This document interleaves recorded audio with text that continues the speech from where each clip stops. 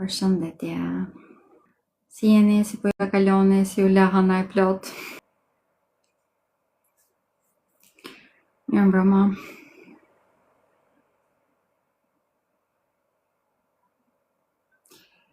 Sot do bëj pyetje përgjigje, kështu që do marr pyetjet tuaja.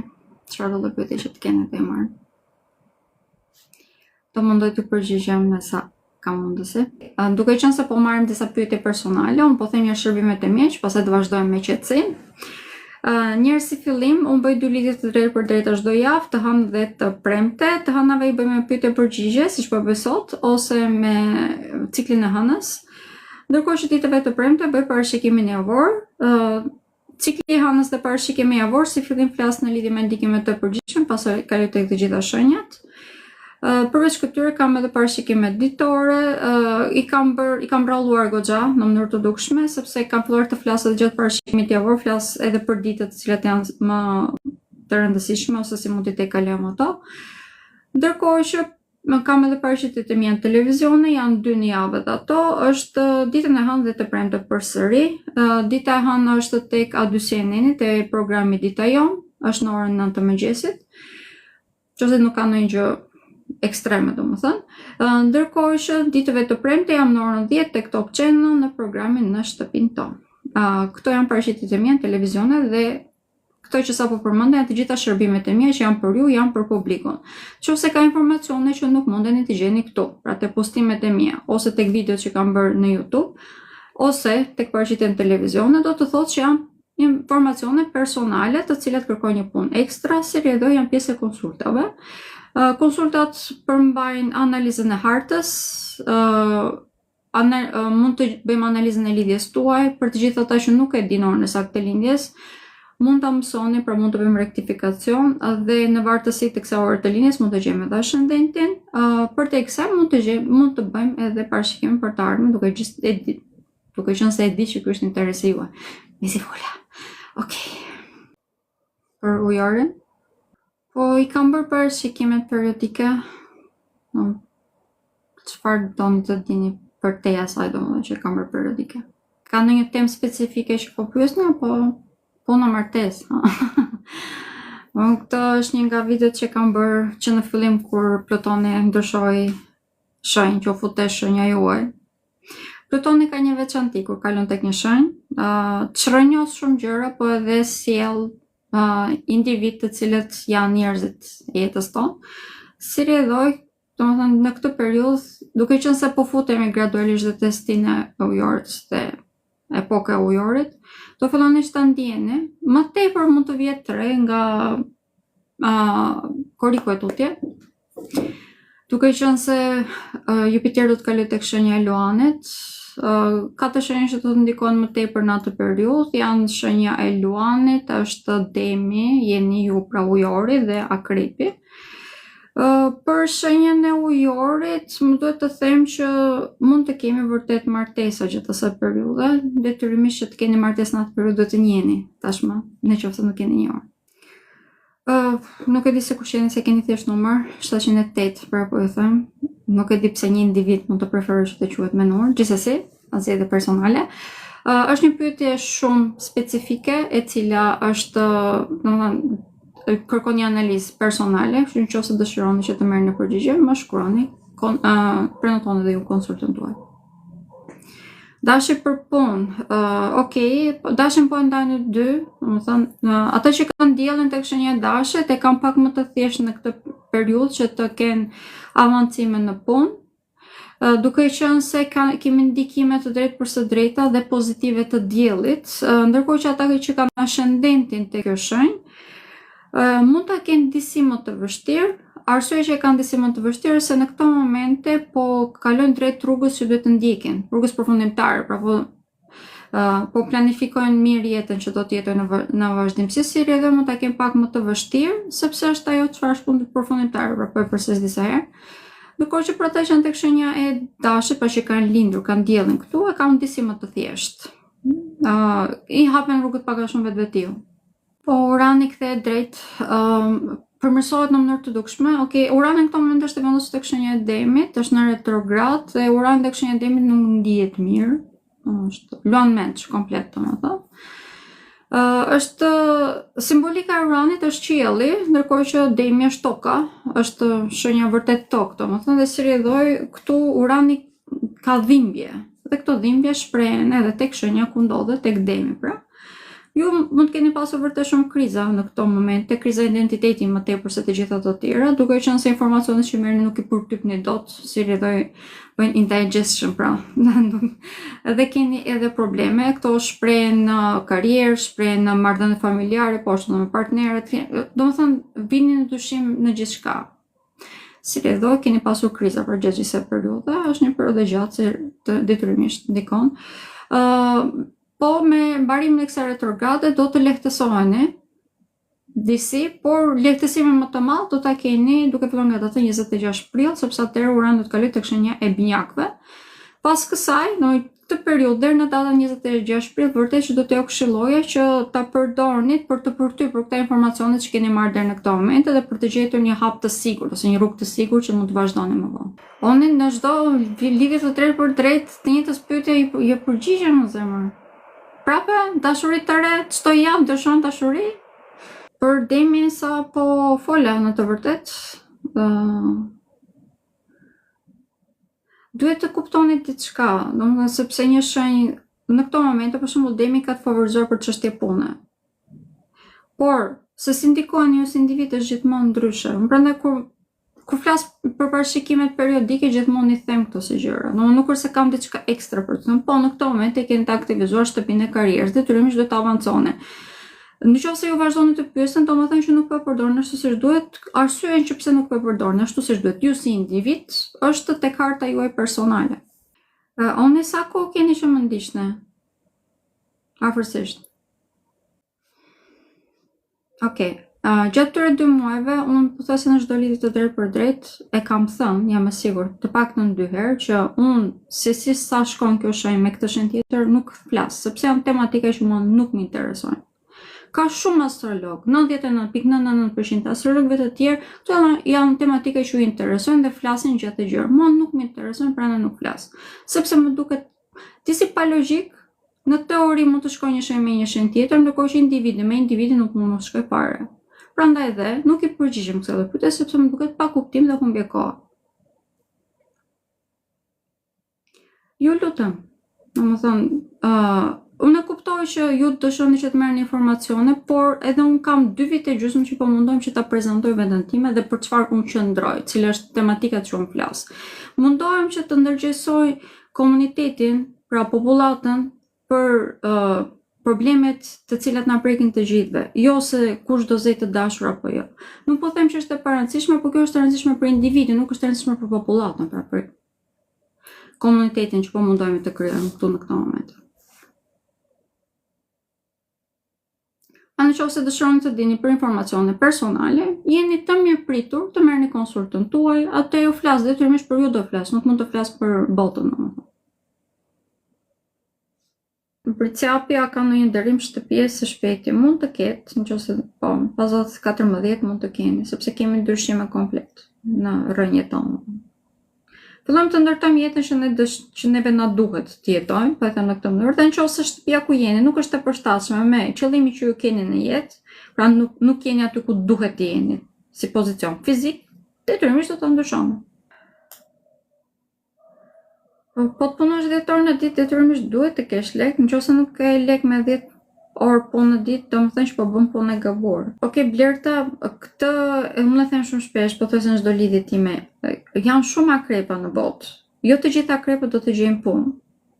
Mund të gjeni, pse jo, domethënë, varet nga aftësia tuaj. Se jam kaq e mirë, nuk e di. Shumë kam bërë, shumë kam bërë jeta. Të kem rrafur më bëri të mirë. Kur bëhesh me vetë të dishme, bëhet me lehtë jeta, po, është shumë e vërtetë. Nuk të bën më përshtypje, domethënë, sepse gjërat që normalisht të bëjnë përshtypje kur ne ke vetë të dishëm, e kupton që ka një arsye që ndodh diçka. Dhe që jemi spektator, domethënë, ndaj gjithçkaja, detyrimisht nuk të prekin ai shumë personalisht. Madje unë që nga vit të ri këte kam filluar vetëm qesh.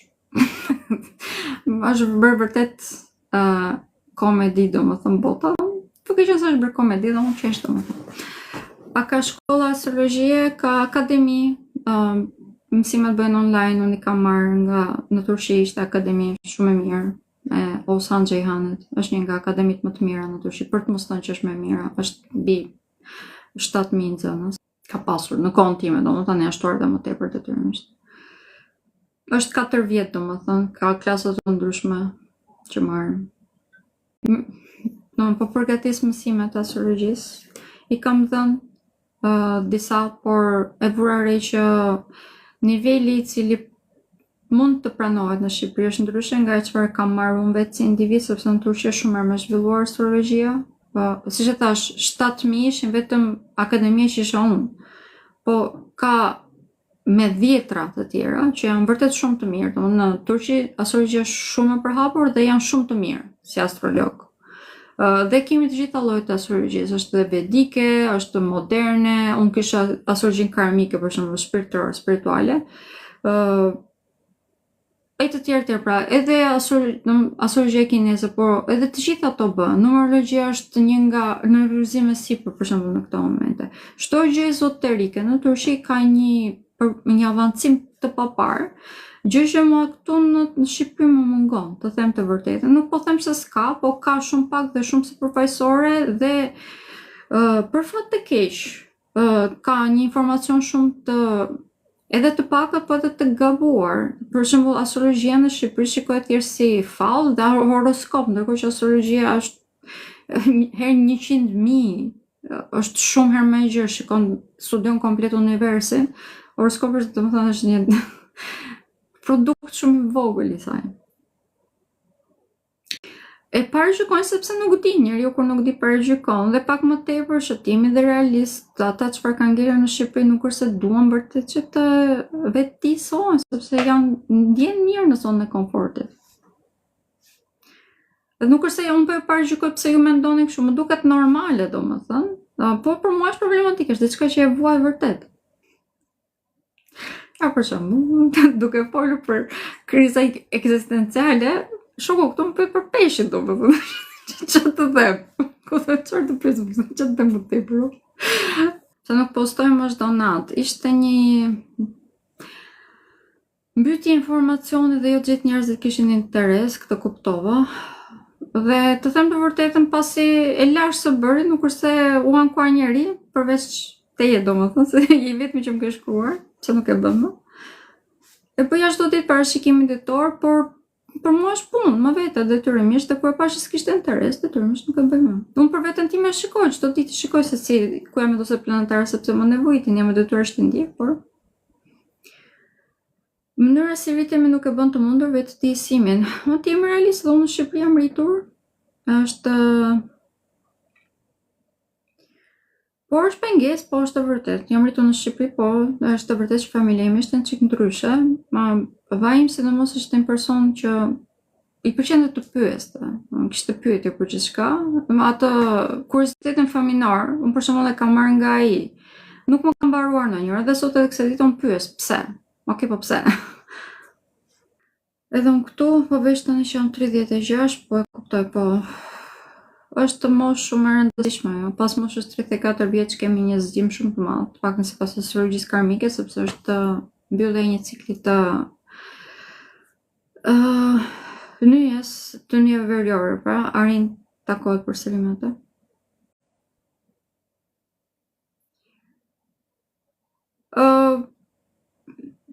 Në tim realist, nuk po them ndryshe nga çfarë them kur nuk është, që nuk jam live, domethënë, të njëjtën gjë them edhe kur nuk jam live, të njëjtën gjë po e them edhe tani. Të gjithë individët, punën e bëjnë mirë apo keq nuk ka fare rëndësi, kam misionin e tyre. Në qoftë se nuk do kishin qenë ata si individ, unë nuk do isha këtu. Sepse ishin pikërisht ata që në mënyrë pozitive apo negative hapën këtë si fushë. Në qoftë se nuk do kishin qenë ata si individ, nuk do kishin prezantuar këtë si profesion, nuk do më kërkonte mua njeri që të më bënte lidhje të drejtë për drejtë, unë isha në Turqi dhe kisha vetëm 100 followers. Prandaj dhe unë e mendoj, ky është mendimi im, që të gjithë kanë vlerën e tyre. Gjithë po bëjmë misionin e tyre në jetë. Ne nuk arrim që të perceptojmë, sepse perceptimi jonë si njerëz është shumë i vogël, i ngushtë. Unë nuk shikoj punën se sa aftësia astrologjike, pse sepse nga kjo pikë jam e ngopur, përsëris, në Turqi ka shumë astrolog që unë i ndjek, për fat të mirë vazhdoj që të di turqisht dhe jam në kontakt me ta. Për mua, autoriteti, figura autoritetit për astrologjin janë ata. Që detyrimisht nuk është se kam në ndjetën e nevojshme që të bëj bashkëpisëtime në lidhje me astrologjin, por që e kanë hapur si treg në Shqipëri, kanë hapur, kjo është realiteti. Në kjo është mënyrë se shikojnë dhe nuk i shikoj as ekziston dhe kjo si gjë që e kam vënë re dhe e kam dirë që në fillim. Është një farë armiqësie, jo vetëm nga atij që vjen nga jashtë, por nga personi që fillon që ka një farë suksesi ose që tregon një farë aftësie. Dhe kjo nuk bëhet fjalë vetëm për në astrologji, bëhet fjalë në çdo fushë. Sepse këtu në Shqipëri, koncepti për suksesin duket sikur është pak. Sikur kemi pak sukses dhe nëse është ai suksesi nuk ngelet për mua. Kjo është mendimi më i gabuar që mund të ekzistojë. Por e kemi këtë ne, si shqiptar, si kom, si popullat. Kjo është ajo çfarë duhet të thyem. Dhe unë këtë mundohem vazhdimisht t'ju them, edhe njerëzve, edhe në çdo program televiziv që dal, që ka sukses mjaftueshëm për të gjithë. Se unë jam e suksesshme, nuk do të thonë që ju nuk do të jeni të suksesshëm, përkundër, nëse ju jeni të suksesshëm, edhe unë e suksesshme jam, domethënë, sepse hapem mundësitë për diçka të re. Ky është mendimi im, por mendoj që kjo është e drejtë, domethënë. Sepse këtë kam parë që popullsia, domethënë shoqëria, kështu avancon. Nuk avancon vetëm një njerëz kur është mirë dhe të tjerët janë keq, duke vuajtur, duke ecur qorrazi sepse nuk janë vetëdijsuar akoma. Duhet jemi të gjithë të vetëdijshëm që të avancojmë. Edhe këtu ka shumë zemër, por e kam kthyer në biznes. Për mua ti je unike, më saktë. Shumë faleminderit Lulita. Unë nuk e ndjej ende vetëm si mentor, por faleminderit që më ke vënë në atë pozicion që më vlerëson, domethënë jam shumë krenare, domethënë ndjem krenare gjithmonë. Po, gjithsecili ka në vendin e vet, nuk mund të thesh vendin e tjetër është e pamundur diçka. Është vërtet e pamundur, domethënë. E të duash ta bësh nuk e bën dot. Okej, këto ishin ato çfarë doja të thoja, dhe thash edhe gjëra që doja t'i thoja vërtet. Jam shumë e lumtur. Shihemi përsëri ditën e premte kur të bëj parashikimin javor. Shumë faleminderit, Manuela, vërtet shumë faleminderit. Shumë faleminderit për vlerësimin që më ndiqni. E them gjithmonë është privilegj, e ndjej kështu, vërtet. Ndjem shumë e privilegjuar, sidomos që nga hënë plot e këtej. Këtë fundjavë kam ndjerë vërtet shumë. Ndjem e bekuar, ndjem vërtet e bekuar. Të shumë faleminderit. Kam gjithmonë e bëj gjithmonë të njëjtën orë, të hënë dhe të premte, në orën 19 jam live.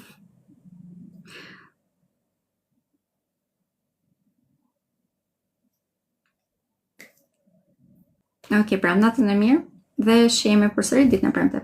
Po e them, përsëri vetëm. Pafshim.